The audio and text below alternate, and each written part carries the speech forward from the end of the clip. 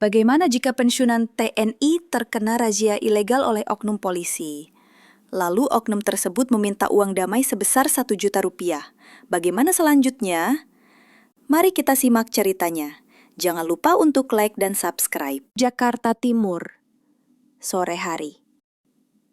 Mentari menggantung rendah, memancarkan panas yang terasa menampar kulit. Jalanan dipenuhi kendaraan. Mobil, motor, bajaj, semuanya berlomba saling salip di tengah kepulan asap knalpot yang membuat dada sesak. Di antara kerumunan logam beroda itu, melaju perlahan sebuah mobil tua. Kijang Super tahun 1992. Catnya sudah memudar di telan waktu, dengan baret-baret halus sebagai saksi puluhan tahun pengabdian di jalanan ibu kota. Kaca spionnya terguncang sedikit oleh getaran mesin yang menggerung berat, namun stabil, seperti napas panjang seorang pejuang yang belum mau menyerah. Di balik kemudi, duduk seorang lelaki berusia senja. Wajahnya keras, rahangnya tegas, dan garis-garis usia membentuk pola tegas di dahinya. Rambutnya putih perak rapi tersisir ke belakang dan sorot matanya tajam, penuh kewaspadaan. Ia mengenakan kemeja putih lengan pendek yang tergulung rapi dengan jam tangan tua di pergelangan kirinya. Namanya Bambang. Orang biasa mungkin melihatnya sekedar kakek tua pengendara mobil usang, tapi bagi mereka yang tahu sejarah negeri ini, ia adalah mantan jenderal TNI, pria yang pernah berdiri di garis depan medan tempur demi republik yang ia cintai. Mobil itu melaju pelan di jalur kiri, seperti tak tergesa oleh hiruk-pikuk kota yang seolah mengejar waktu. Pak Bambang mengemudi dengan tenang, sesekali melirik kaca spion dan menatap jalan di depan. Tangan kirinya menggenggam kemudi, sementara tangan kanan menyentuh setengah potret kecil yang tergantung di dekat dashboard. Foto dirinya bersama 3 sahabat seperjuangan diambil bertahun silam di tengah pos militer terpencil. Ia baru saja pulang dari ziarah ke makam salah satu dari mereka, rekan seperjuangan yang gugur dalam operasi militer di masa kelam konflik dalam negeri. Kunjungan itu membangkitkan kenangan pahit. Tembakan, ledakan, jeritan, dan ketegangan yang tak pernah benar-benar hilang dari ingatan. Jalanan Jakarta yang ramai justru terasa sepi baginya, karena pikirannya melayang ke masa lalu. Ia menghela napas panjang. Di usianya sekarang, ketenangan seharusnya menjadi hadiah, tapi ketenangan tak pernah benar-benar datang bagi seorang prajurit. Di dalam hatinya, Pak Bambang masih merasa dirinya sedang bertugas. Menjaga negaranya bukan lagi dengan senjata, tapi dengan keberanian dan prinsip yang tetap menyala meski tubuhnya mulai renta. Di sebuah perempatan kecil di daerah pinggiran Jakarta Timur, suasana berubah. Jalanan mulai lebih lengang, tak seramai tadi. Di sisi kanan jalan, 2 sosok berseragam berdiri di bawah bayangan pohon asam. Keduanya tampak mencolok, tapi bukan karena wibawa. Justru sebaliknya, postur keduanya jauh dari kesan polisi yang terlatih. Seragam mereka tampak kusut, kancing tidak rapi, dan sabuk mereka menggantung sembarangan. Salah satunya menyandarkan tubuhnya ke tiang rambu, sementara yang lain berdiri dengan tangan menyilang dan wajah mencurigakan. Tatapan matanya liar, seperti tengah menilai mangsa. Ketika melihat mobil Pak Bambang yang mendekat perlahan, salah satu dari mereka, yang berbadan sedikit lebih kekar, mengangkat tangan kanan dengan gerakan malas. Tanda kendaraan harus berhenti. Pak Bambang memperlambat laju mobil. Insting lamanya langsung aktif. Ada yang janggal dari gestur dan sikap 2 orang itu. Ini bukan razia resmi, pikirnya. Ia sudah cukup lama di dunia hukum dan keamanan untuk tahu bedanya. Tapi ia tak menunjukkan rasa curiga. Sebagai warga negara yang taat, ia tetap menepikan kendaraan ke sisi kiri jalan, seperti yang diperintahkan. Roda mobil berhenti tepat di sisi trotoar. Pak Bambang menurunkan kaca jendela dengan engkol manual. Suara deritnya beradu dengan deru motor-motor yang melintas. Udara panas langsung menyelinap masuk, membawa bau debu dan asap. Salah satu polisi, yang dari tadi berdiri tegak, mendekat ke jendela mobil. Langkahnya lamban, seperti tak ada urgensi dalam tugas. Tatapannya tak menunjukkan respek, malah lebih seperti penilaian sinis, seolah berkata, siapa nih orang tua sok rapi ini? Pak Bambang menatap balik dengan tenang, netral. Matanya tak gentar, hanya ingin tahu. Ada apa, Pak? Tanyanya, suaranya datar dan mantap. Polisi itu tak langsung menjawab. Ia menatap Pak Bambang dari atas ke bawah, lalu melirik ke dalam mobil, mungkin mencari-cari sesuatu yang bisa dijadikan alasan untuk menekan. Tapi tak ada yang janggal di dalam kendaraan. Hanya satu tas kecil dan sebuah buku catatan tua di dashboard. Ia tampak frustrasi sejenak, namun tetap melanjutkan aksinya, seperti sudah terbiasa menghadapi pengendara yang ia kira bisa diakali. Roda mobil berhenti tepat di sisi trotoar. Pak Bambang, razia Pak, boleh lihat surat-suratnya? Ucap si polisi. Dengan nada formal yang dipaksakan, tapi di baliknya tersembunyi arogansi. Pak Bambang mengangguk kecil. Ia tak menunjukkan keberatan. Dengan tenang, ia membuka laci dashboard dan mengambil dompet kulit hitam yang mulai usang. Gerakannya perlahan, tidak tergesa. Ia menarik 2 lembar dokumen, SIM dan STNK, lalu menyerahkannya ke tangan polisi yang masih berdiri di samping jendela. Polisi itu mengambilnya, lalu melangkah mundur 1-2 langkah, membacanya sekilas. Bibirnya mengerucut, matanya menyipit, seperti berusaha menemukan kesalahan yang bisa dijadikan celah. Pak Bambang hanya menatap ke depan. Tangannya kembali menggenggam setir. Ia tahu bagaimana permainan seperti ini biasa berjalan. Ia telah menyaksikan puluhan, bahkan ratusan prajurit muda tersandung moral ketika berseragam. Dan ia juga tahu bahwa tak semua yang berseragam adalah penjaga rakyat. Beberapa di antaranya adalah pemangsa dalam baju resmi, tapi ia tetap menunggu, tak ingin gegabah. Meski darahnya mendidih pelan, ia tetap bersikap tenang untuk saat ini. Polisi itu mengernyitkan alis, memiringkan kepala seolah menemukan sesuatu yang mencurigakan dari STNK di tangannya. Padahal ia hanya pura-pura memeriksa. Ia mendesah pelan lalu bergumam, wah Pak, ini STNK kayaknya udah nggak sesuai plat nih, bisa kena tilang. Ucapannya sengaja diucapkan keras agar terdengar oleh pengemudi lain yang melintas. Ia melirik cepat ke arah temannya di belakang, yang hanya berdiri sambil memegang tongkat kayu pura-pura berjaga. Kemudian ia menunduk kembali ke jendela Pak Bambang, mendekat dan bicara dengan suara lebih rendah. Tapi, saya bisa bantu. Nggak usah ribet, nggak usah ke kantor. Serahkan 1 juta aja, langsung beres sekarang. Aman. Senyum tipis muncul di sudut bibirnya. Itu bukan senyum ramah, melainkan senyum para pemangsa yang mengira mereka sudah menjebak mangsanya. Ia pikir ini hanya pria tua yang mudah ditekan. Lagi pula, siapa yang mau repot berurusan dengan birokrasi tilang? Biasanya, orang-orang akan langsung menyerah dan memilih jalan damai, demi menghindari keribetan. Namun ia salah besar hari ini. Pak Bambang diam sejenak, menatap wajah polisi muda itu lekat-lekat. Sorot matanya tajam, penuh perhitungan. Ia menatap tak seperti orang biasa, tapi seperti seorang komandan yang sedang menilai prajurit tak disiplin. Udara di sekitar mereka seolah menegang. Saya tidak melanggar apapun, ucapnya pelan namun penuh tekanan.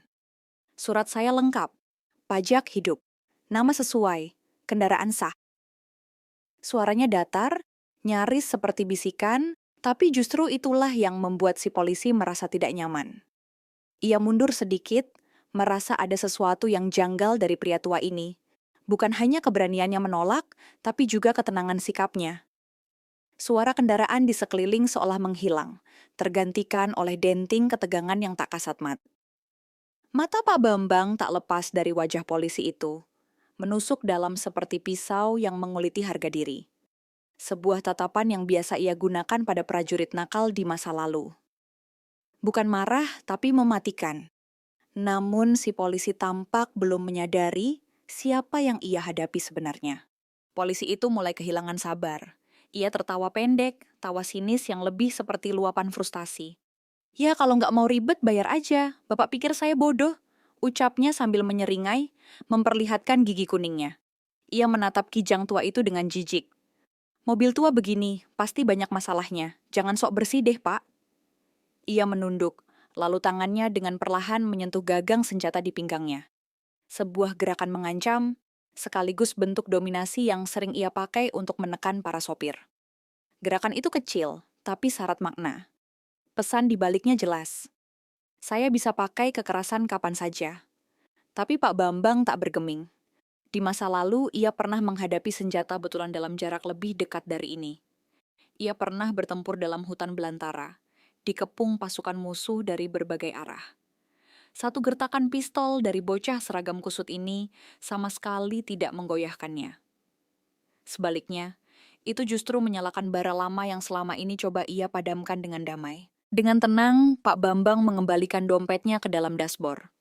Gerakannya lambat namun mantap, seperti seseorang yang sedang bersiap menghadapi sesuatu. Ia menarik napas panjang, lalu menoleh kembali ke polisi itu, matanya menyala dingin. "Jangan main-main dengan hukum, Nak. Saya tidak akan menyuap, katanya. Kalimat itu diucapkan dengan berat, seperti palu yang mengetuk meja sidang. Sejurus kemudian suasana berubah. Tatapan si oknum langsung menggelap.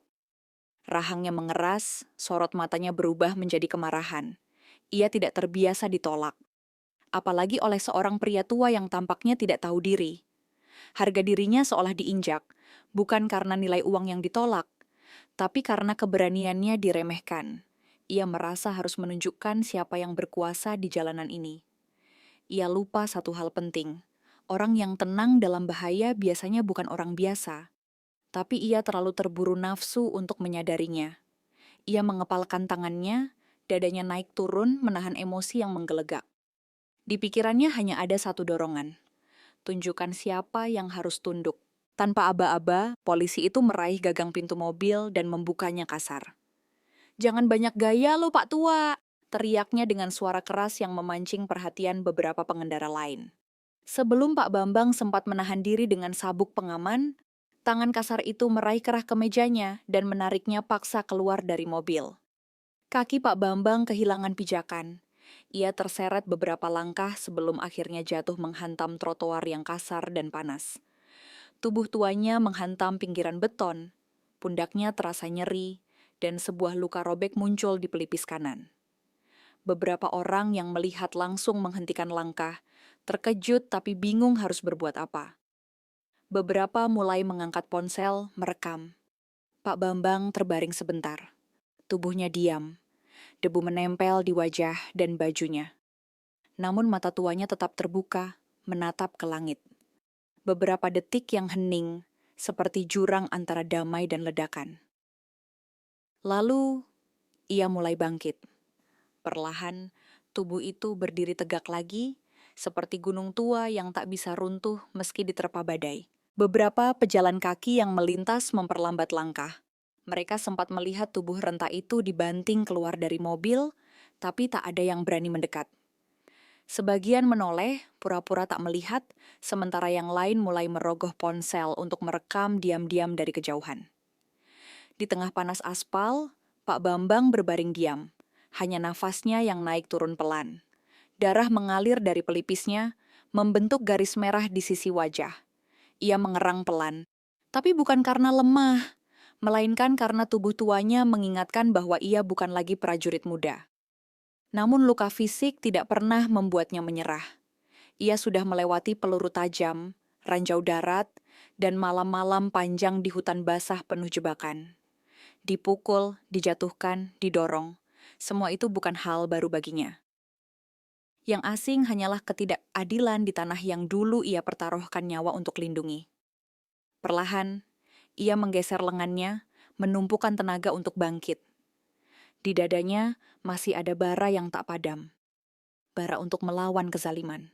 Dengan susah payah, Pak Bambang mulai bangkit. Tangannya gemetar, bahunya terasa seperti tertarik uratnya. Namun matanya menyala bukan oleh amarah, melainkan harga diri yang terluka. Ia menatap lurus ke depan, ke arah si polisi yang kini berdiri di hadapannya dengan penuh kesombongan. Polisi itu tertawa nyaring, penuh ejekan. "Udah tua, jangan sok jagoan, Pak. Mau nyari mati di jalan," katanya sambil memutar tongkat di tangannya. Tawa itu memekakkan telinga, tapi tidak menggoyahkan langkah Pak Bambang. Ia mengangkat dagunya, tubuhnya tegak meski terasa ngilu. Tawa itu hanya bertahan sedetik, karena di mata Pak Bambang, si polisi bukanlah ancaman, hanya seekor anjing yang menggonggong terlalu keras. Ia sudah terlalu sering menghadapi tawa musuh yang berubah jadi jeritan dalam 1 detik. Di masa lalu, tawa seperti itu hanya pertanda satu hal. Serangan akan segera dimulai. Dan detik itu juga Pak Bambang tahu, waktunya membalas telah tiba. Tanpa aba-aba, Pak Bambang bergerak.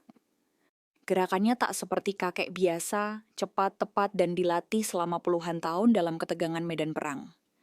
Tangan kirinya menangkap pergelangan si oknum dengan kuat, menghentikan gerakan tongkat yang hendak diayunkan.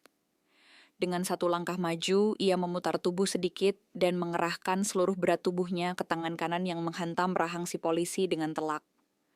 Bunyi dentuman keras terdengar, seperti tulang yang bertubrukan dengan baja. Kepala si polisi tersentak ke samping. Tubuhnya terlempar mundur 2 langkah sebelum terhuyung dan jatuh menabrak bemper motor yang parkir di tepi jalan. Terjadi keheningan. Suara kendaraan lenyap sejenak, tergantikan oleh desahan ngeri dari warga sekitar. Pak Bambang berdiri dengan tangan mengepal. Dadanya naik turun. Ia tak lagi terlihat seperti seorang pensiunan tua. Ia kini berdiri seperti singa tua yang baru saja mengingat bahwa cakar dan taringnya belum tumpul. Lawan di depannya terlalu ceroboh telah membangunkan sisi itu. Darah mulai menetes dari pelipis si oknum polisi, mengalir pelan melewati alisnya yang berkeringat. Ia mengerang, menggeliat di atas aspal. Kedua tangannya berusaha menahan rasa pusing yang menyerang. Kepalanya berdarah, tapi bukan hanya karena hantaman, melainkan juga karena ego yang remuk. Temannya yang satu lagi, yang sejak tadi berjaga di belakang, kini melangkah maju dengan gugup. Matanya membelalak melihat rekan seangkatannya terkapar, dan kini ia berhadapan dengan pria tua yang berdiri tegak, seperti patung perunggu yang hidup.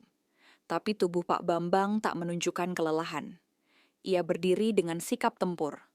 Kaki dibuka, dada ke depan, tangan masih setengah mengepal.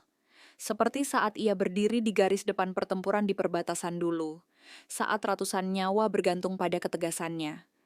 Kerumunan mulai ramai, orang-orang makin banyak yang merekam. Beberapa mulai berseru pelan. Itu Pak Jenderal Bambang ya, yang dulu di Timor. Suasana berubah. Yang tadi hanya kakek biasa, kini menjadi sosok legenda hidup yang siap tempur kembali. Jangan coba-coba, nak, ucap Pak Bambang dengan suara yang rendah, nyaris berbisik. Tapi nada bicaranya bagaikan petir yang membelah langit. Kalimat itu menghantam langsung ke jantung polisi kedua, yang kini berdiri setengah gemetar. Tak ada teriakan, tak ada makian. Hanya suara tenang, tapi membawa aura kematian. Polisi itu langsung mematung, 1 langkah lagi mendekat, dan dia tahu si Pipetuk tetu nasibnya bisa seperti rekannya yang kini masih meringis di tanah. Ia mundur setapak, lalu setapak lagi. Matanya mencari jalan keluar, tapi pandangan warga yang merekam seakan menjadi tembok yang tak bisa ditembus. Suasana jadi sunyi. Semua mata tertuju pada Pak Bambang. Polisi itu ragu, bingung, antara menjalankan solidaritas buta terhadap rekannya atau memilih menyelamatkan diri. Tapi dari sorot mata Pak Bambang, ia tahu, lawan di depannya bukan sekadar orang tua. Ini adalah jenderal yang telah melewati lebih banyak neraka daripada yang bisa ia bayangkan. Dan jika dia nekat, dia tahu apa akibatnya. Polisi kedua mulai mundur perlahan. Bahunya menegang, pelipisnya basah oleh keringat meski sore belum benar-benar panas. Matanya celingukan, seperti mencoba menemukan pilihan yang benar di tengah situasi yang tiba-tiba di luar kendali. Ingin membantu rekannya yang masih tergeletak, tapi tubuhnya tak mau bergerak lebih dekat ke pria tua di hadapannya. Hatinya sudah tahu, mendekat berarti bencana. Tapi sebelum ia bisa mengambil keputusan, suara seseorang dari kerumunan menerobos keheningan. "Itu Jenderal Bambang, yang dari Operasi Timor," seru pria paruh-baya yang berdiri di balik warung rokok. Seketika atmosfer berubah. Warga yang sebelumnya ragu kini mulai mendekat, tapi bukan dengan emosi atau ancaman, melainkan kekaguman.